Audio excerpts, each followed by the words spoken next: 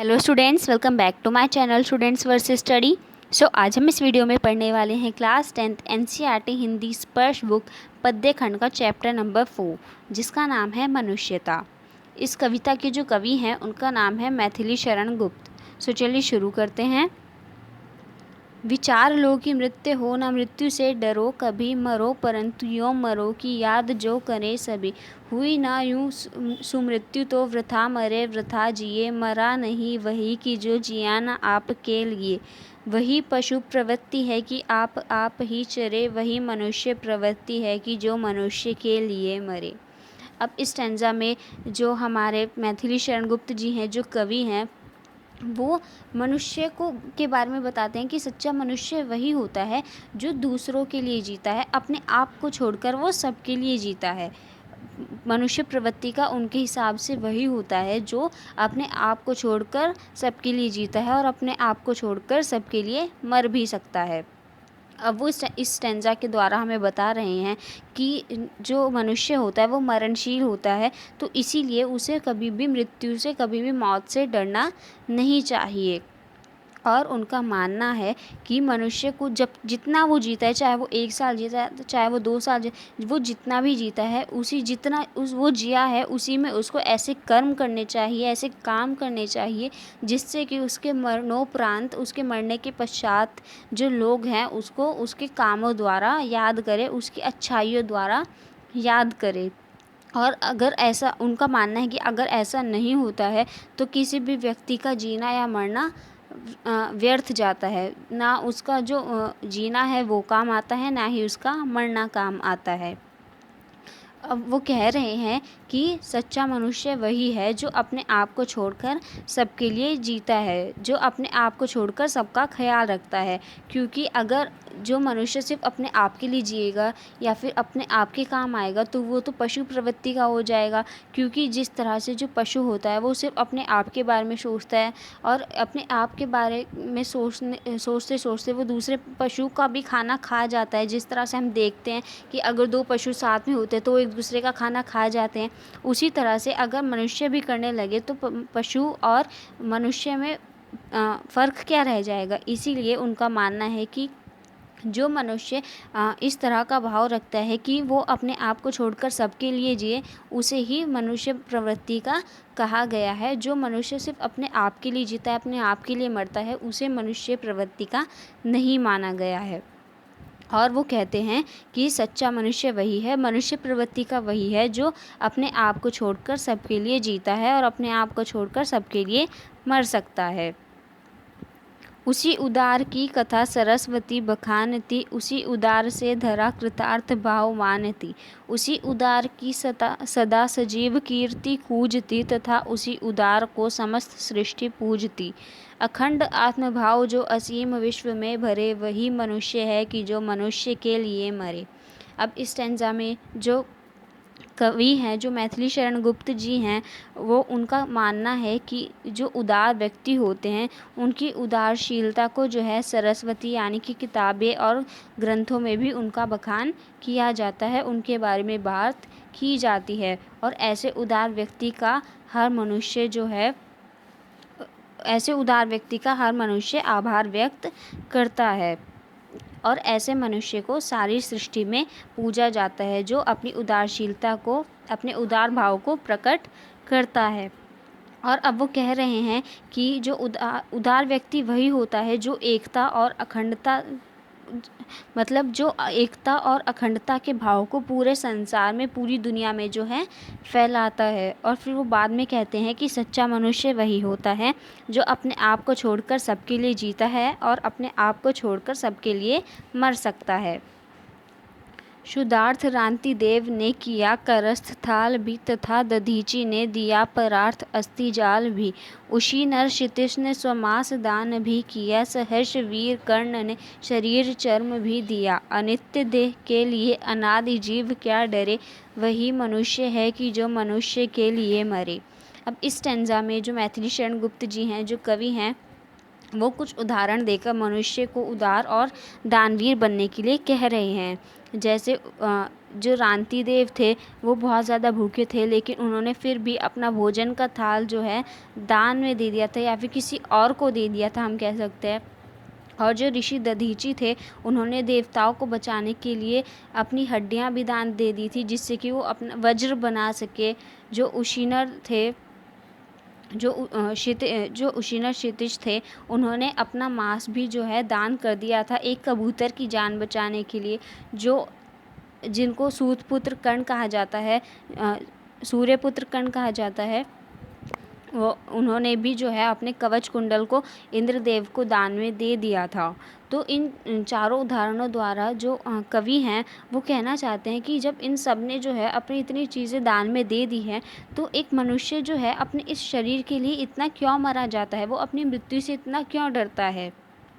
और फिर वो बाद में कहते हैं कि सच्चा मनुष्य वही है जो अपने आप को छोड़कर सबके लिए मरता है और अपने आप को छोड़कर सबके लिए जीता है।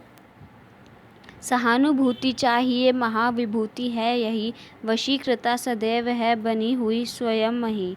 विरुद्धवाद बद्ध का दया प्रवाह में बहा, विनीत लोक वर्ग क्या ना सामने झुका रहा।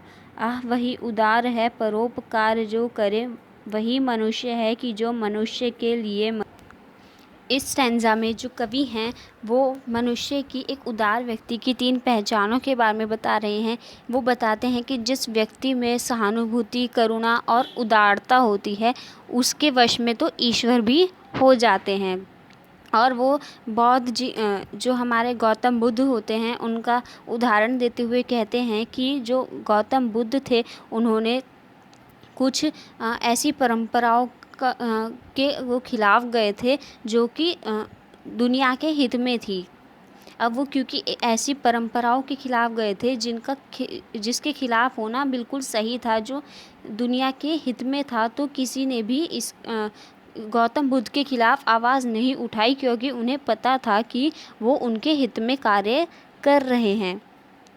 तो अब वो कह रहे हैं कि तो उदार व्यक्ति वही है जो दूसरों पर दया करे और परोपकार करे।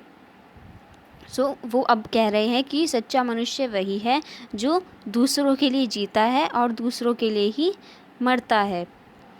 रहो ना भूल के भी मदांश तुच्छ वित्त में, सनाथ जान आपको करो ना गर्व चित्त में। अनाथ कौन है यहाँ त्रिलोकनाथ साथ हैं, दयाल दीन बंधु के बड़े विशाल हाथ हैं। अतीव भाग्यहीन है अधीर भाव जो करे, वही मनुष्य है कि जो मनुष्य के लिए मरे। इस स्टैंजा में जो कवि हैं जो मैथिली शरण गुप्त जी हैं वो कह रहे हैं कि कभी भी जिस मनुष्य के पास धन संपत्ति दौलत होती है उसको कभी भी घमंड नहीं करना चाहिए। उसको अपने आप को इन सब क्योंकि उसके पास ये सब चीज़ें होती है तो इन सब का साथ पाकर उसे घमंड में नहीं आना चाहिए। उसे अपने आप को सनाथ नहीं मानना चाहिए कि उसके पास ये सारी चीज़ हैं तो वो बहुत ज़्यादा मौज में है, क्योंकि जो कवि हैं उनका मानना ये है कि इस पूरी दुनिया में, इस पूरे संसार में कोई अनाथ नहीं है। उनका मानना है कि जो ईश्वर हैं वो सबके नाथ है, सबके पिता हैं। और वो कहते हैं कि जो मनुष्य ईश्वर को पाकर भी व्याकुल रहता है, पैसे, मोह, माया, संपत्ति इन सब को पाने के लिए बहुत ज़्यादा बेचैन रहता है, व्याकुल रहता है ईश्वर के होने के बाद भी, तो वो बहुत ज़्यादा भाग्यहीन है, उसको बहुत ज़्यादा भाग्यहीन बखाना गया है।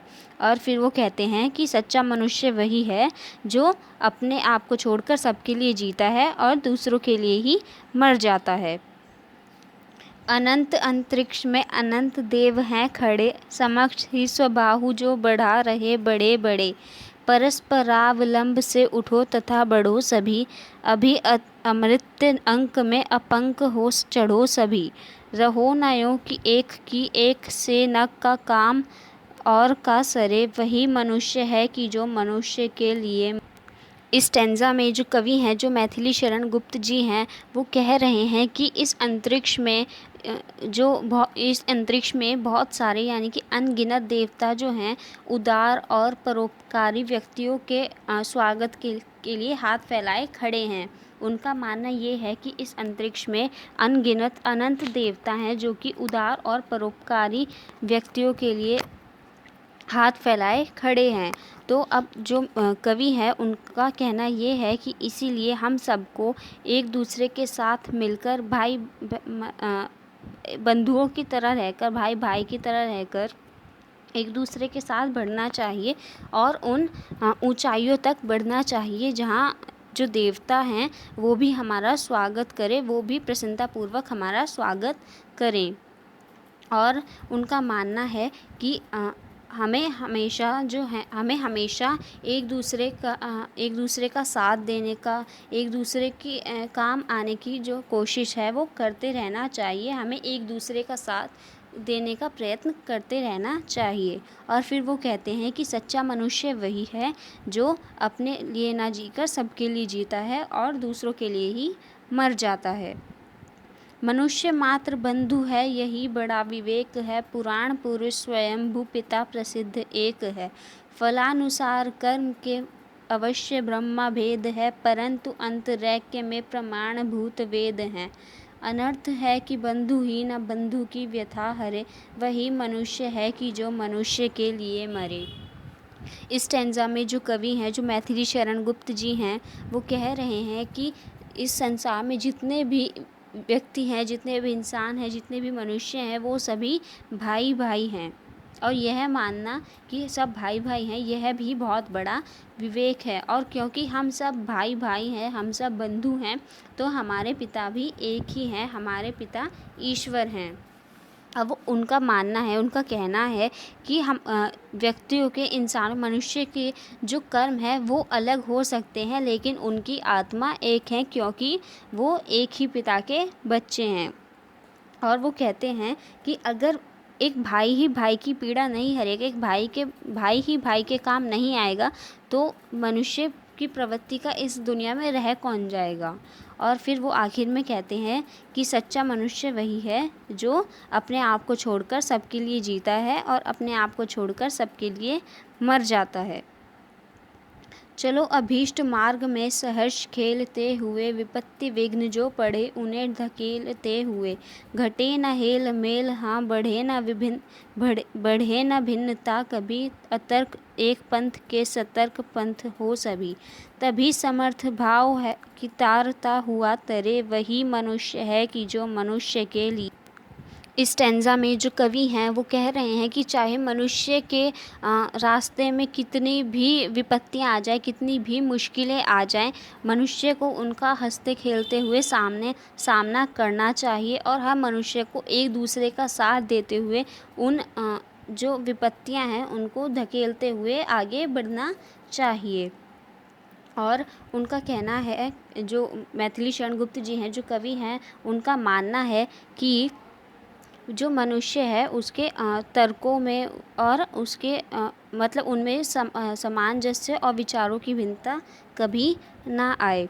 और उनका मानना है कि हर मनुष्य को जो है दूसरे की सहायता करते हुए, उसकी विपत्तियों में उसका साथ देते हुए आगे बढ़ना चाहिए। और अंत में इस कविता के उनका यही कहना है कि सच्चा मनुष्य वही है जो अपने आप को छोड़कर सबके लिए मरता है और अपने आप को छोड़कर सबके लिए जीता है। सो आई होप कि आपको ये चैप्टर समझ में आया होगा। Thanks for watching.